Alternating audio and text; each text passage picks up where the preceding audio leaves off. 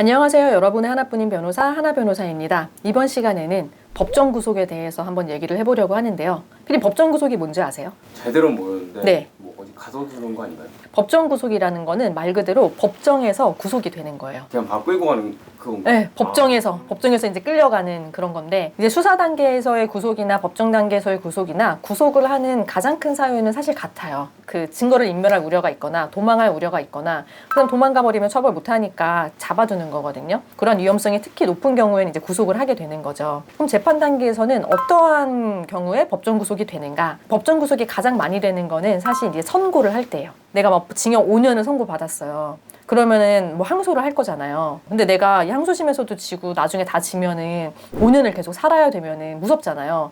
도망가고 싶을 거 아니에요. 그래서 1심에서 실형을 선고받으면 도망할 가능성이 매우 높아지는 거겠죠. 그래서 그런 인터넷에 좀 재미있는 것 중에 이제 법원 근처에 주차장 같은 데서 금일 구속될 가능성이 있으신 분들은 이 차량을 가져가야 할 사람 연락처를 막 남겨놓으라든지 막 그 현수막 붙어 있는 게 있어요. 몇백만 원, 몇천만 원 될 때까지 못 빼고, 그거를 그렇다고 해서 견인하는 것도 리스크가 있으니까 오늘 법정 구속 되실 것 같으신 분들은 뭐 차량에 대해서 어떻게 하고 가라 이런 게 있는 건데, 그래서 이 사람이 나중에 실형이 확정이 되면은 어차피 이제 쉽게 말하면은 깜빵에 보내는 거잖아요. 내가 판결 선고 받는다고 해서 그 형이 바로 확정되는 게 아니거든요. 그래서 예를 들어서 1심에서 뭐 징역 2년을 선고를 받았다, 실형을. 근데 이 사람이 뭐 나는 억울하다, 무죄를 다툰다, 다시 한번 양형을 좀 고려해달라 이러면서 항소를 하게 되면은 1심에서 2년의 실형을 선고하긴 했지만 그거는 아직까지 최종적으로 확정된 형이 아닌 거예요. 형이 언제 확정되냐면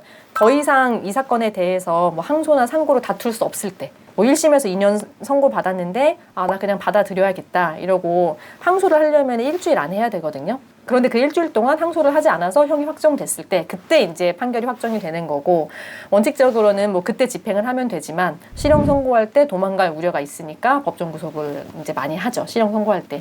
그리고 내가 무서워서 그냥 재판 무작정 피해 다니거나 아니면은 뭐 어떻게든 되겠지 하고 재판 안 나가버리는 분들이 있거든요.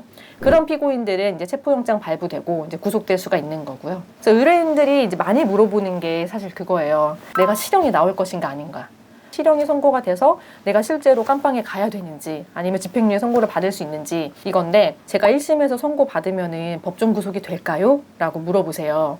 근데 1심에서 실형 선고를 한다고 법정 구속을 100% 모두 다 하지는 않아요. 1심에서 실형을 선고하기는 하지만 이 사람의 방어권 보장을 위해서, 피해자의 피해 회복을 위해서, 이 사람이 도망할 우려가 뭐 다른 사건에 비해서 좀 현저히 낮거나 참작할 만한 사정이 있는 경우에는 1심에서 실형을 선고한다고 하더라도 법정 구속 안 하는 사례들도 있어요. 그러면 이제 항소심 단계에서 만약에 실형이 선고되면 법정 구속 안 되어 있던 사람도 구속이 되고, 요즘의 추세에서는 1심에서는 실형 선고돼도 법정 구속이 안 되고 밖에서 그냥 불구속 상태로 항소심을 진행할 가능성도 있다.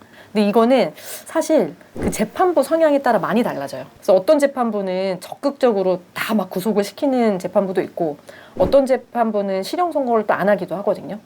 그러니까 피고인 입장에서 내가 만난 재판부가 좀 형사 사건에 있어서 처벌이 중하고 실형 선고를 많이 하고 법정 구속도 좀 많이 하는 재판부다. 그러면은 다른 재판부한테 재판받았으면은 그렇게 안 될 일도 더 중하게 처벌받는 경우도 솔직히 있고요.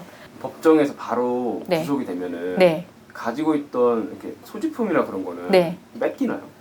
뺏긴다기보다는 구치소나 교도소 안으로 가지고 들어갈 수는 없기 때문에 처음에 입소할 때 그때 이제 개인 소지품들을 다 이제 걷어서 보관을 하고요. 나중에 출소할 때 돌려주는 거죠. 그래서 그 좀 법정 구속 가능성이 높은 피고인의 경우에는 사실 선고 전에 좀 신변 정리를 하고 선고를 받으러 가야 돼요.